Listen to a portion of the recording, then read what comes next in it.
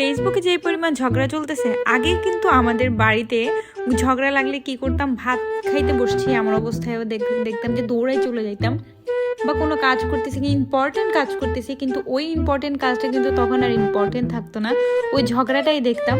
কিন্তু এখন আর ওই দৌড়ায় যাইতে হয় না, এত ইম্পর্টেন্ট কাজ ফেলে চলে যেতে হয় না, ভাত ফেলে চলে যেতে হয় না।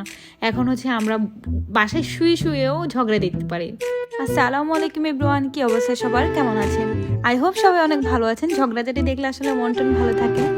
ছোটবেলায় কিন্তু ঝগড়া হলে কিন্তু কালো জুতো উল্টে দিতাম। আপনারা কি কেউ দিতেন? কালো জুতো উল্টে দিলে নাকি আরো বেশি ঝগড়া লাগতো, তো আমরা আরো বেশি ঝগড়া লাগার জন্য কালো জুতো উল্টে দিতাম। আজকে যাচ্ছি একটা ইভেন্টে, সৌদি প্রবাসী লিয়াকত আলীর বউ আপু আমাদের থেকে মিডল্যান্ড ব্রাইডাল প্যাকেজটা নিয়েছিল, কিন্তু হাতের তালুতে এসে তার টাকা শেষ হয়ে গেছে, যার কারণে হাতের তালু তার মেহেন্দি পরা নাই। যাই হোক, এটা ফান করে বলতেছি। আপু খুব বেশি পানি ঘাটাঘাটি করে, পানির কাজ বেশি করে, যার কারণে উনি বললো যে হাতের তালুতে না লাগাইতে, তো আর আমিও লাগাইলাম না। উনি আমার রিপিট কাস্টমার।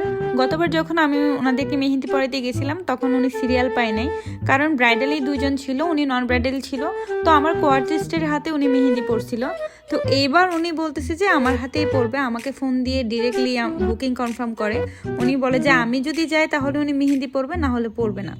তো তারপর ওনার কাজটা সম্পূর্ণ করলাম। হাতের তালুতে যেহেতু উনি মেহেন্দি পড়তেছে না, তো উনি বললো যে ওনার হাজবেন্ডের নাম লিখে দিতে, তো এটা আমি ওনাকে ফ্রি দিলাম, ওনার হাজবেন্ডের নাম লিখে দিলাম।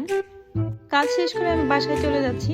আপনারা যারা চিটং শহরে বুকিং দিতে চাচ্ছেন তারা অবশ্যই আমাদেরকে বুকিং দিয়ে ফেলবেন। আমরা রমজানে কোনো বুকিং নিচ্ছি না।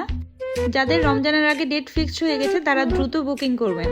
বুকিং বিস্তারিত জানতে আমাদের পেজে ইনবক্স করবেন অথবা ক্যাপশনে দেওয়া নাম্বারে কল করবেন। আল্লাহ হাফেজ, আসসালামু আলাইকুম।